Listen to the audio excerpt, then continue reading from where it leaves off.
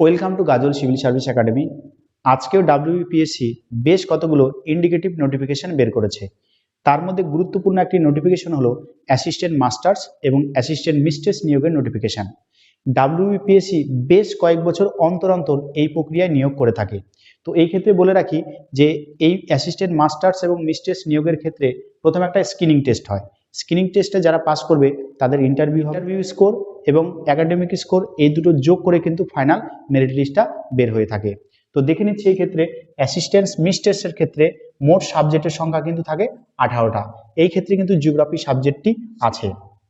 Assistant মাস্টার্সের ক্ষেত্রে দেখো মোট সাবজেক্টের সংখ্যা 17টা। এই ক্ষেত্রে কিন্তু জিওগ্রাফি সাবজেক্টটি আছে।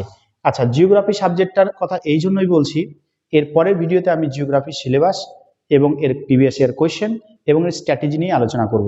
স্ট্র্যাটেজি নিয়ে এই জন্য আলোচনা করব, এর আগে 2015 সালে যখন পরীক্ষা হয়েছিল তখন আমি নিজে পরীক্ষা দিয়েছিলাম এবং সেক্ষেত্রে ভ্যাকান্সি ছিল খুবই কম এবং বোথ বেঙ্গলি মিডিয়াম এবং ইংলিশ মিডিয়াম দুটোতেই আমি স্ক্রিনিং টেস্টে পাস করেছিলাম।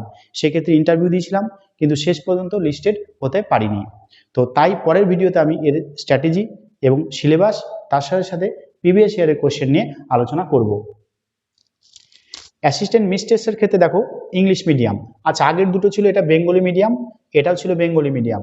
তো এটা ছিল অ্যাসিস্ট্যান্ট মিস্ট্রেস, এটা ছিল অ্যাসিস্ট্যান্ট মাস্টার্স, দুটো বেঙ্গলি মিডিয়াম। এই ক্ষেত্রে আছে দেখো অ্যাসিস্ট্যান্ট মিস্ট্রেস ইংলিশ মিডিয়াম। এই ক্ষেত্রে মোট সাবজেক্টের সংখ্যা আছে দেখো 12টা। এখানেও কিন্তু জিওগ্রাফি সাবজেক্টটি আছে।